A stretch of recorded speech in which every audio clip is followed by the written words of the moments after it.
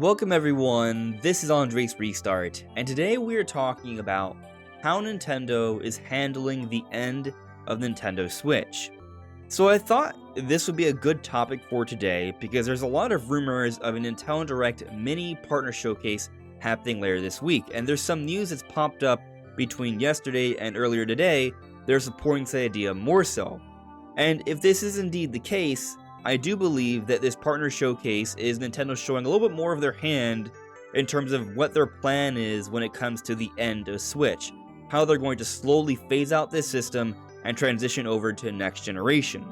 So is this something that current Switch owners should be concerned about if they're not ready for a next generation? And what might be the most reasonable expectation for what's to come for Switch 1? Well, that's what we're talking about today. But before we go forward, let me remind you that we are aiming to reach 50,000 subscribers, perhaps by the time Switch 2 comes out.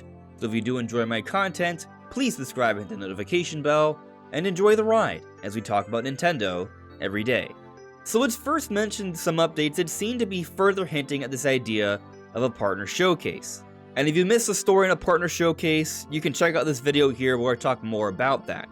But last night, at Olink645 on Twitter, asked Pioro, are we going to have a partner showcase this week? And Pioro, someone who over the last year has proven to be the most reliable leaker of all time, said, I'm not aware of any imminent first-party announcements at the moment. So some people have taken this to mean, oh, so nothing's happening this week. But what I think needs to be understood here, Pioro didn't say anything about a third party. And what needs to be understood about a partner showcase is a showcase of third-party games. So not being aware of first-party announcements just has to do with Nintendo-developed games, which is the kind of things we would see in a Nintendo Direct that isn't a partner showcase. So in my opinion, this is a hint towards the partner showcase, which would be just third-party announcements. Of course, it's also possible that this could be one of the first signs that Pioro, the most reliable leaker, may no longer be the most reliable leaker, but we shall see. Now, something else that's popped up is that Nintendo tweeted earlier today a full-on, nearly 5-minute trailer for Splatoon 3's Side Order DLC. And this is a significant announcement, the kind of announcement that would have been great for a Nintendo Direct. And when you factor this on top of a myriad of things that have been announced over the last few weeks, there doesn't seem to be that much more material Nintendo could put in a Nintendo Direct when it comes to their first-party announcements. Now, there still could be some things, but something like this happening this late into the month where we're expecting to see a Direct of some kind, I think it is telling of a more likely partner showcase to be happening this week. But of course, until it's officially confirmed, it's a rumor. But if we do indeed see a partner showcase this week, I think this is highly indicative of the end of Nintendo Switch. And I would even argue that if we go back to the last couple Directs last year, we saw a bit of a slow trend of significant announcements happening throughout 2023 in the big Directs. And at this point, it's looking like where we would expect a big Direct, instead all we're getting is a partner showcase. And I do think this sort of hints that the amount of content that's on the way for Switch exclusively is on a big downward trend. Now, something I want to speak on very quickly though, is that I don't think Switch 1 is going to stop seeing support from Nintendo immediately once Switch 2 is announced. I think a lot of people will grow concerned of a Switch 2 announcement because they worry that their Switch 1 will no longer be valid. And that doesn't look to be the way Nintendo will be going about things. When we look at Nintendo's financials, they say things that support the idea of Switch being supported for a long time. Here they say, we will continue to release new titles and content for Nintendo Switch without being bound by the traditional concept of the platform lifecycle. Going forward, we would like to continue to see many consumers play Nintendo Switch and to maintain our business momentum. And if you haven't heard, recently Nintendo put out their most up-to-date results on sales, and the Switch, as of December 31st, 2023, is just under 140 million systems sold worldwide. The system is pacing to become the best-selling console of all time, and not just for Nintendo, across the board. And so there's a lot of momentum there. So it doesn't make sense for Nintendo to completely abandon this install base. I think what's a more reasonable expectation is that Nintendo will do what they can to support the Switch 1 owners for a couple more years as they push a smooth transition over to Switch 2, and a couple years from now when Switch 1 is done, Switch 2 will be a thriving console where it can be the primary platform to keep Nintendo's business going strong. And I actually put together an interesting little chart here. So what you see here are the years of Nintendo Switch and the last 4 years of Nintendo 3DS. And I put down the amount of published titles we saw per year, and also differentiated between new releases and games that were some type of remaster, remake, or port of some kind. So for example, Mario Kart Deluxe is a part of the 2 remastered games we saw in 2017 for the Switch.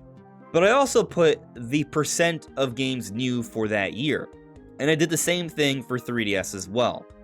And the reason I put this together is that I thought it would be a great way to sort of demonstrate how things have gone for the Switch, where we're headed, but also to compare it to 3DS so we can have an interesting understanding of how Nintendo may go about things. Because the Switch came out in 2017, but the 3DS was still getting games into 2019.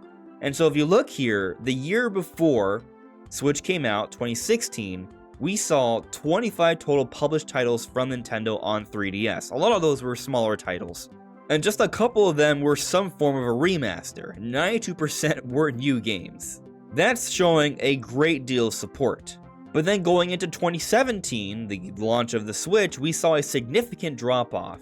As opposed to 25 new games, we saw just 16, and the percent of those games being new was just 63. And then in the next year, 2018, it was just 7 new games, and the percent of those games being new dropped slightly as well at just 57%. And then in the 3DS's final year, where we didn't see games coming out throughout the entire year, there were just 3 published titles, and only a third of them were new releases.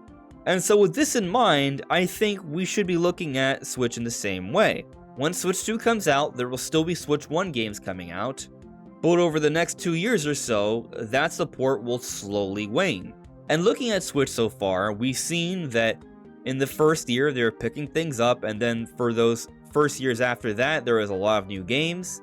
And then more recently, we've seen that there's been a bit of a drop-off with the new games. In 2022 and 2023, we just saw a release of 13 games per year. Perhaps Nintendo was spacing things out a bit, but what you'll notice is that we are seeing a bit of a drop-off of new releases, 92 to 62, and currently for 2024, this expected launch year for Switch 2, we only have 5 games that have been announced for Switch to be coming out this year. I'm sure there will be a few more, but at this point, we only know about 20% of them being new releases. And so, for sure, this will update at some point, but it is definitely a telling sign that support is waning.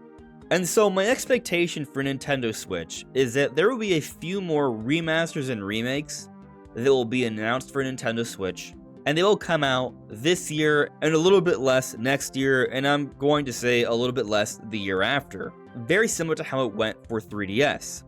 Now, there are still some big games that should be coming to Nintendo Switch this year, even though they're not confirmed yet for this year. For example, Metroid Prime 4. It's possible it could come out next year, but that game is still slated for Switch, and when it does release, I believe full-heartedly it will still be a Switch game. But I also think it's going to be a cross-gen game where it will be made available for Switch 2. And we actually saw some cross-gen games for 3DS and Switch despite the vast disparity in the hardware there and a lack of backwards compatibility. One example is Fire Emblem Warriors. And so like what I'm thinking for Prime 4, I think there will be a few more games announced for Switch that will also be coming out for Switch 2 as well.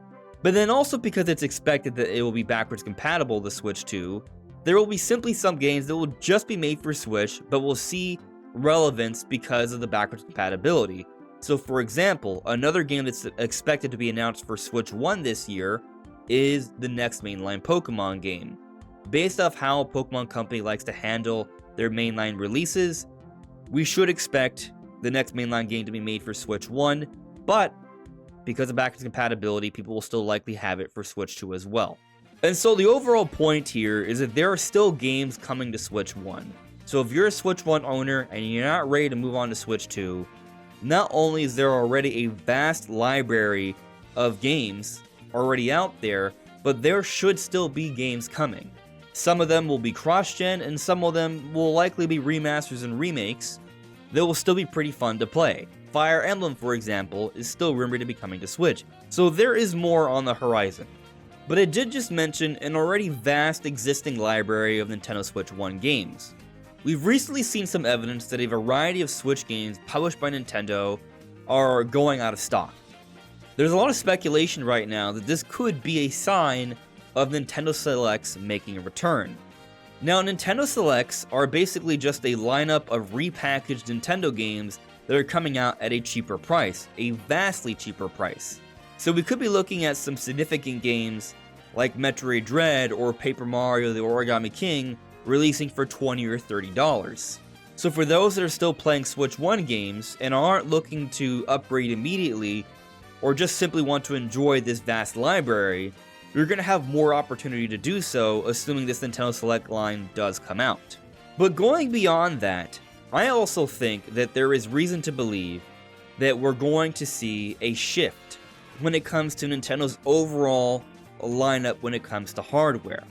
So yes, I'm expecting a Switch 2 announcement this year, but I'm also expecting an announcement for another revision. Why?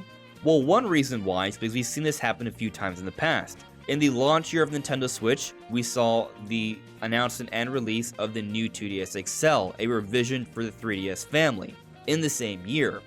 And the same happened back when Wii U came out. We saw the Wii Mini announced. So I'm expecting another revision to be announced this year for Switch 1. We even saw a report from Chosen.biz that Nintendo has ordered from Samsung next generation OLED panels for multiple IT devices. Now, based off recent reports, I do not think this is for Switch 2, but it could be for more Nintendo Switch OLED editions, and also this revision I'm alluding to. I'm personally thinking that what they're going to do is offer something to take place of the Switch Lite. Another more pocket-friendly Nintendo Switch with an OLED panel. And they will phase out the original Switch Lite, and they will also phase out all the other versions of Nintendo Switch aside from the OLED edition, while also providing a price drop.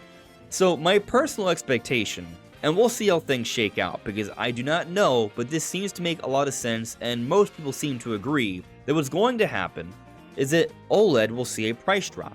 And so maybe a $50 price drop makes the most sense, if not more, but maybe that's at $300, and this revision that I'm talking about for a Switch Lite comes out at $200, and then Nintendo comes out with Switch 2 at the premium price of $400.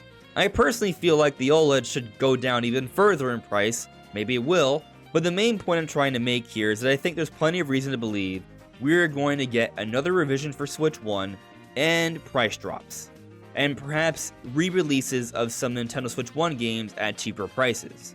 And this is how I think Nintendo is going to handle the end of Nintendo Switch 1.